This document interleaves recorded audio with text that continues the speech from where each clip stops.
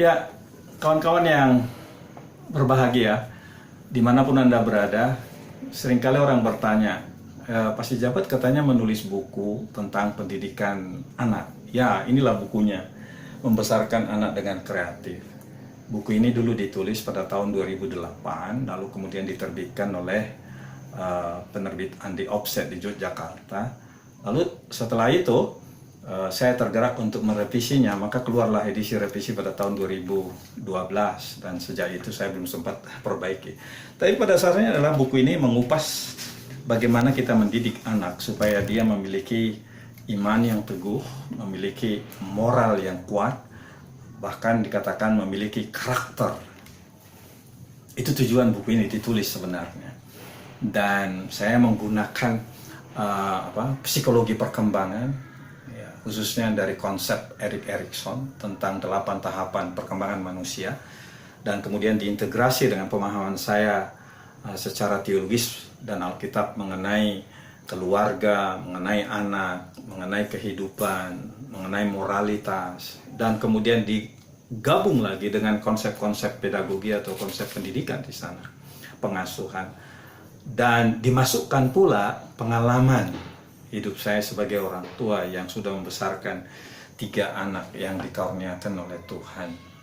Dan tentu sekarang buahnya saya lihat adalah sangat menggembirakan bahwa ketiga anak kami adalah orang-orang yang sangat takut akan Tuhan. Lalu di dalam materi ini sebenarnya yang saya ingin tekankan adalah bahwa pembinaan watak seseorang selalu mulai dari keluarga. Karena itu kalau karakter manusia, generasi yang akan datang jadi baik, harus dimulai dengan pembenahan dari orang tua. Bagaimana mereka memandang anaknya, bagaimana mereka memperlakukan anaknya, bagaimana mereka mengajari anaknya, menjadi teladan bagi mereka. Dan setelah itu saya jelaskan bahwa menjadi orang tua jangan ditunggu ketika anak itu sudah menjadi remaja, itu terlambat. Sebab ada banyak orang tua pada waktu anak mereka belum remaja kurang diabaikan. Pikiran orang tua, ya tugas kami hanya mencari uang supaya anak kami bisa bahagia, bisa sekolah, bisa berpakaian, bisa piknik dan lain sebagainya.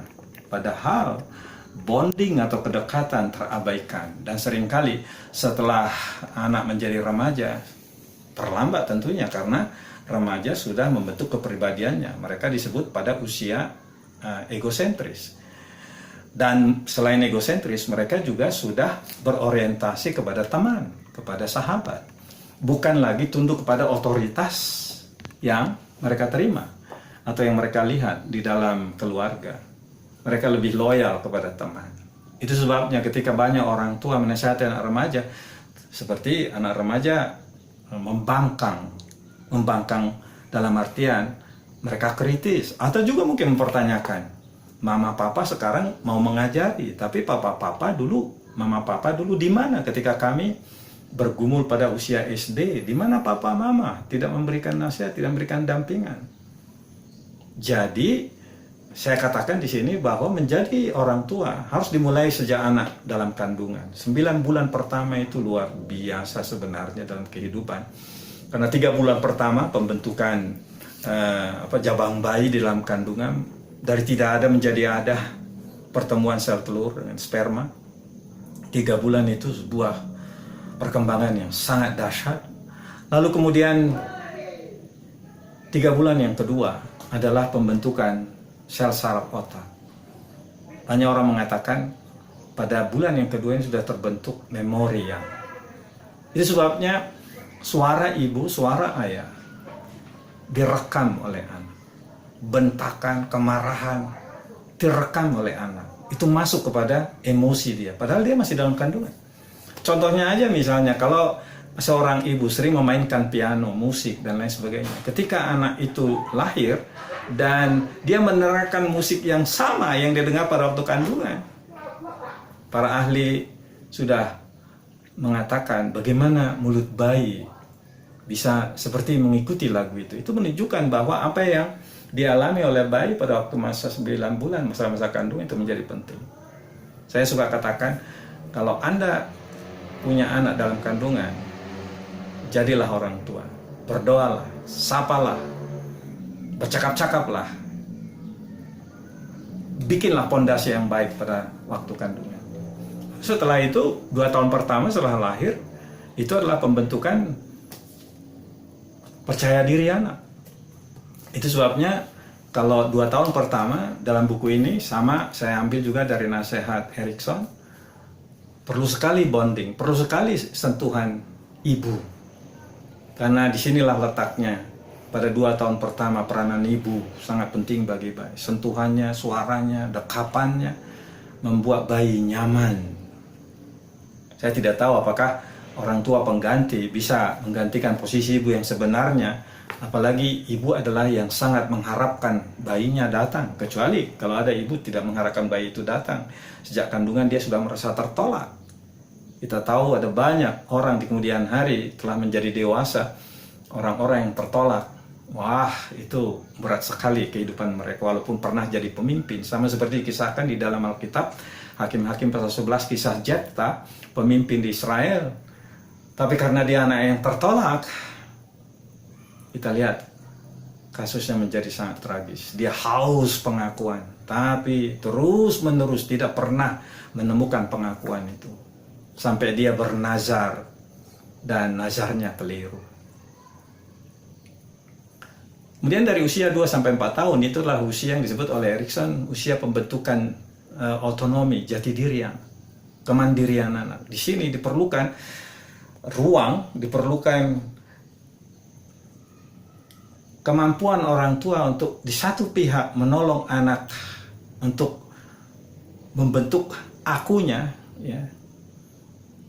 Yang kadang-kadang orang tua mengatakan anak ini bandel, sebenarnya bukan bandel. Karena otot-ototnya sudah mulai berkembang, lalu dia aktif kemana-mana, lalu orang tua bilang dia susah diatur. Bukan, sebenarnya dia dalam pembentukan kemandiriannya. Dan tampak sangat egosentris. Dan disitulah orang tua memberi disiplin, memberikan bantuan kepada dia mana yang boleh dan mana yang tidak. Dan tentu dengan penuh kasih, pertolongan. Lalu pada usia 3-5 tahun, itulah usia bentukan identitas pribadinya. Supaya dia bangga pada dirinya, mengenal dirinya, jati diri seksualnya, bangga sebagai laki-laki, bangga sebagai perempuan.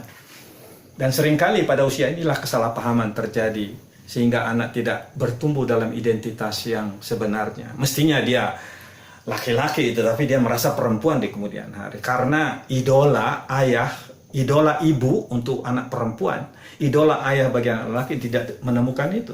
Atau mungkin terjadi abuse pada usia-usia ini. Pada usia nanti antara 6 atau 7 sampai dengan usia 12 tahun, itulah usia yang disebut oleh Erikson industri. Dalam artian usia di mana anak belajar banyak hal, membangun satu kata, kompetensi. Kompetensi berbicara, kompetensi menyanyi, kompetensi melakukan ini dan itu, kompetensi berolahraga, kompetensi berhitung, kompetensi mengarang, menulis. Negara-negara yang sudah memahami hal ini memanfaatkan pendidikan pada masa SD itu sangat penting, bahkan dibiayai oleh negara. Bahkan pendidik-pendidik yang harus mendidik anak pada masa SD harus yang benar-benar yang bagus kepribadiannya, supaya berkembang beragam kompetensi. Kenapa? Kalau anak tidak memiliki kompetensi yang baik, dia menjadi inferior. Itulah yang saya bahas pada level berikutnya. Dan pada level terakhir adalah saya kemukakan bagaimana kalau anak Anda sudah menjadi remaja. Kuncinya adalah Anda harus mengganti personeling. Tidak boleh lagi bersikap otoriter, tidak boleh lagi menggurui, tapi harus mengajak anak menjadi sahabat, menjadi rekan, mengajak anak untuk memikirkan apa yang harus kita kerjakan bareng. Dan persahabatan ini akan mendorong anak untuk menerima dirinya dan menyukai orang tuanya dan menghormati orang tuanya. Itu kira-kira isi dari buku ini, dan sudah banyak yang memanfaatkan buku ini dan kemudian bahkan bisa mengevaluasi perjalanannya. Kalau Anda mau membaca lebih jauh, silakan bisa memesannya di toko buku. Inilah sebenarnya hakikat atau isi dari membesarkan anak dengan kreatif. Tuhan memberkati saudara.